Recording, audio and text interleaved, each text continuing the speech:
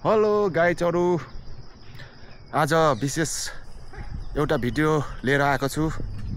नेपालमा कति विकास भयो कति भएन, राजा हुँदा कति विकास भएको थियो, राजा नहुँदा कतिको विकास हुँदैछ भन्ने खालको एउटा विशेष भिडियोहरु आज लिएर आएको छु। राजाको पालामा चामल बोक्नु पर्थ्यो, पानी बोक्नु पर्थ्यो, बाटो घाटो थिएन, तर अहिले बाटो घाटो घर घरमा पुगेको छ। पानी लाइन बिजुली सबै घर घरमा पुगेको छ। कति सुविधा थियो। हामीले किन चाहियो राजा? राजा चाहिएकै छैन। त्यसकारणले गर्दाखेरि यी नेता चुतिया नेताहरूले चाहिँ आधी विकास गरे, आधी खरप्पै देश पनि डुबायो, आधी खायो पनि हैन, ऋण पनि त्यही माथि थपाएको छ।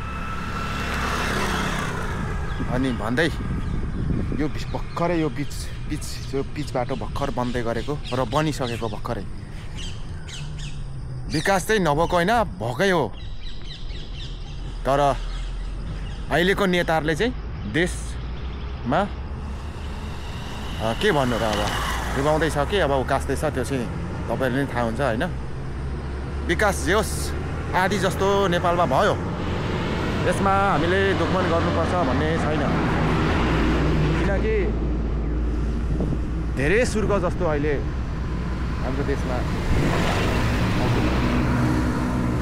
विकास राम्रै भयो भनौँ न। तर यति कुरा बुझ्नुपर्छ कि तपाईहरुलाई, बाजेहरूले भन्नुहुन्थ्यो हामीले चामल बोक्नु पर्थ्यो, नुन बोक्नु पर्थ्यो, खर्सानी बोक्नु पर्छ, 3 दिन 4 दिन बोकेर घर पुर्याउनु पर्थ्यो भन्ने कुरा गर्नुहुन्थ्यो। तर अहिले त्यो समय सकेको छ। जे होस् राजा नहुँदा नै राम्रो जस्तो लाग्यो मलाई चाहिँ। किनभने धेरै विकास भयो क्या, राजाको पालामा राजाकै शासनमा चल्नु पर्थ्यो। अनि त्यसले गर्दाखेरि राजा किन चाहियो हामीले?